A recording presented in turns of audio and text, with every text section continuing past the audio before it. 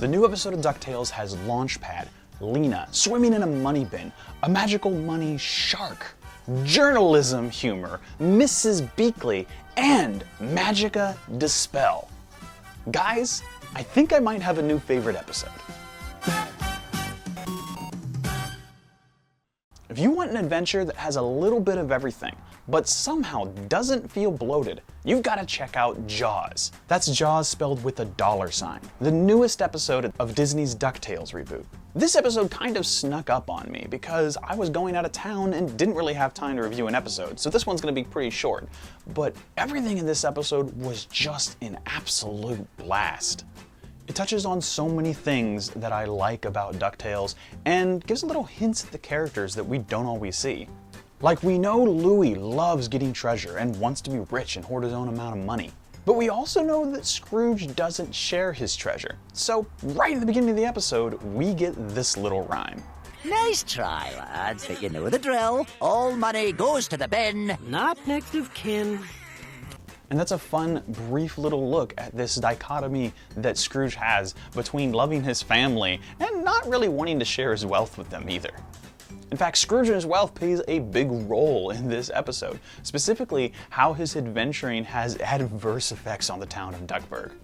As we see in the opening moments that Scrooge apparently climbed a giant beanstalk for treasure, and the cut down beanstalk kind of crushed large parts of the town. Which I always pay for. Adventure leads to treasure. Treasure helps the company helps the town through appreciating investments in long-term civic fiduciary interests. His story involves talking to the Duckburg News about the situation and whether or not his adventuring is hurting the town or the economic boost his business provides for it is helping the town. But there's no time to get to that because there's also another story about Webby and Lena and Magica Dispel. And this is just awesome. Not only because we get to see more of the relationship between Lena and Webby, which I'm liking a lot more than I thought of, but also because it gives us more hints at one of Scrooge's greatest villains. If you're not familiar with all that, you get everything you need to know from Lena's first episode. She introduces a new friend to Webby and a little bit cooler and someone Webby really admires. But at the same time, she's got this conflicting interest because we learn she's the niece of one of Scrooge's greatest nemesis, Magica Dispel.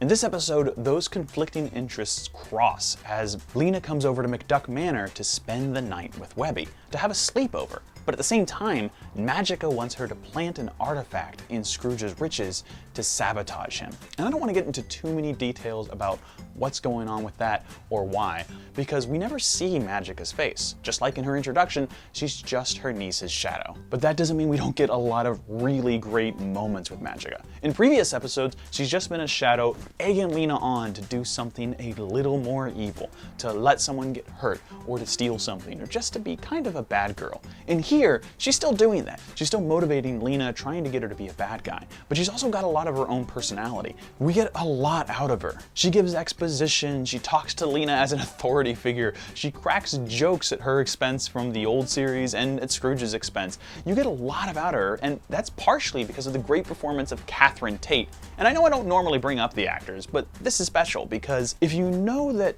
Scrooge McDuck is voiced by former Doctor Who, David Tennant, and you know that Catherine Tate, his new villain, was one of his companions from Doctor Who, it's just this kind of fun dichotomy.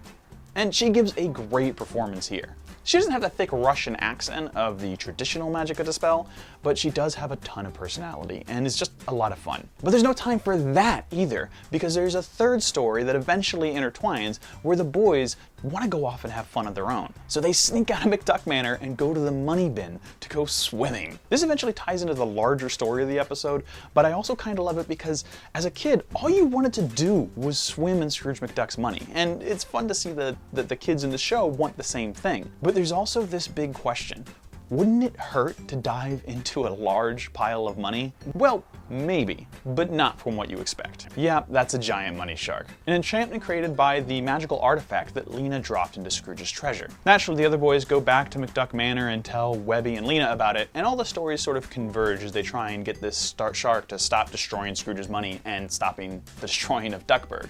And it's a lot of fun, and I can't really get into too many more details because I'm recording this episode in a hurry, and I've only seen this episode at once. But along the way, this is filled with great gags, a ton of good launchpad moments, and this continuous experience of Scrooge suffering through an interview with a cutthroat reporter. And his expressions during this interview are amazing.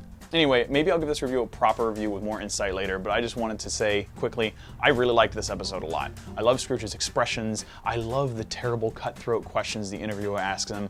I love Lena and Webby's budding relationship. I adore Magica Dispel, and I think I might like her better than the original series because she's just so silly and fun, but still diabolical. All in all, I think it's a really fun episode, and you definitely should check it out when it comes to on demand or streaming or in reruns. Hopefully I'll get a full review of it up later, but for now, I just wanted to say this one was really good, guys. That's it for now, though. You might have noticed that this video and the other videos this week are shorter. I'm kind of traveling and doing some things for work, so I won't be able to do as many full-length videos for a little while. So I'm doing these kind of shorter ones. If you like them, please let me know in the comments. Hit like and subscribe, share with your friends. If not, don't worry about it. We'll be back to longer form videos eventually. Until then, though, feel free to check out some of my other videos, leave a comment, and as always, take it easy, Internet.